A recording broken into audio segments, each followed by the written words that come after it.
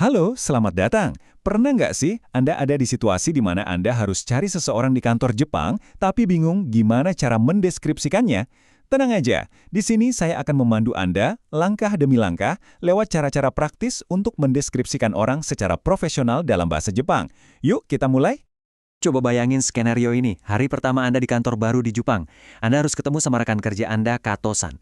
Anda lihat sekeliling, tapi kok banyak banget ya wajah baru? Terus, nanyanya gimana? Coba ingat-ingat skenario ini ya, karena nanti kita akan balik lagi ke sini dan pecahkan masalah ini bareng-bareng. Nah, ini dia kan inti masalahnya, gimana caranya bertanya dengan sopan dan jelas. Tahu ungkapan yang tepat itu nggak cuma bantu Anda nemuin katosan, tapi juga menunjukkan kalau Anda paham budaya kerja di sana. Oke, mari kita bedah bareng-bareng. Oke, kita mulai dari yang paling dasar dulu. Cara paling gampang buat ngenalin seseorang itu ya dari penampilan fisiknya. Kita mulai dengan beberapa deskripsi simpel yang pasti langsung kepake. Yuk kita lihat perbandingan sederhana ini. Untuk rambut panjang, kita bilang kamiganagai desu.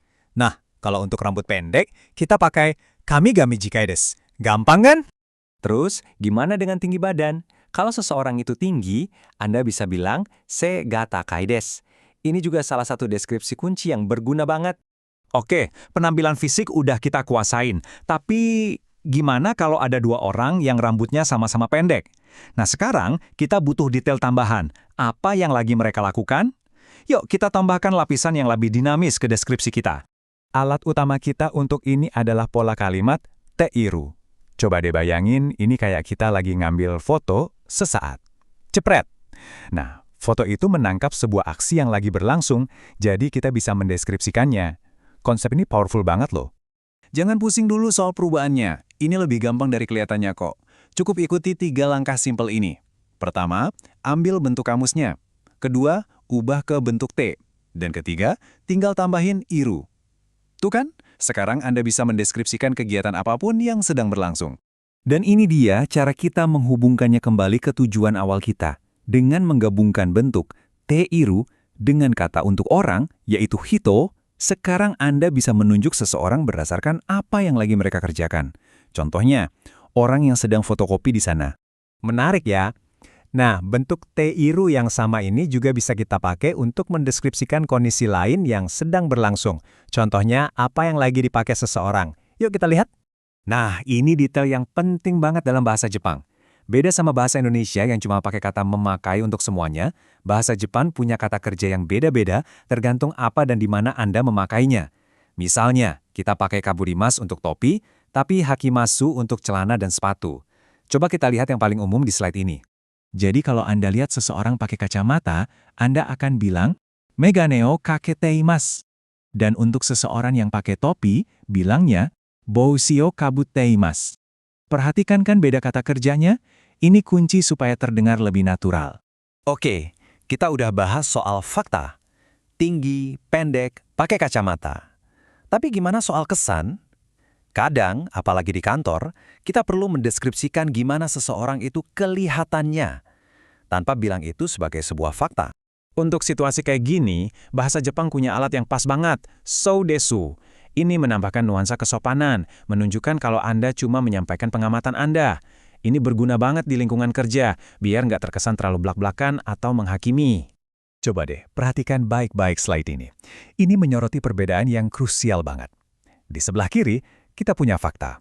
Yasashi hito desu. Dia adalah orang yang baik. Ini pernyataan langsung. Di sebelah kanan, kita punya kesan. Yasashi sou desu. Dia kelihatannya baik. Perbedaan kecil ini penting banget loh dalam komunikasi profesional di Jepang. Ini menunjukkan kerendahan hati dan rasa hormat. Dan ini cara Anda bisa menggunakannya dalam kalimat yang lebih kompleks. Lihat contoh ini. Mitame wa kawaso dakedo yasashi hito desu.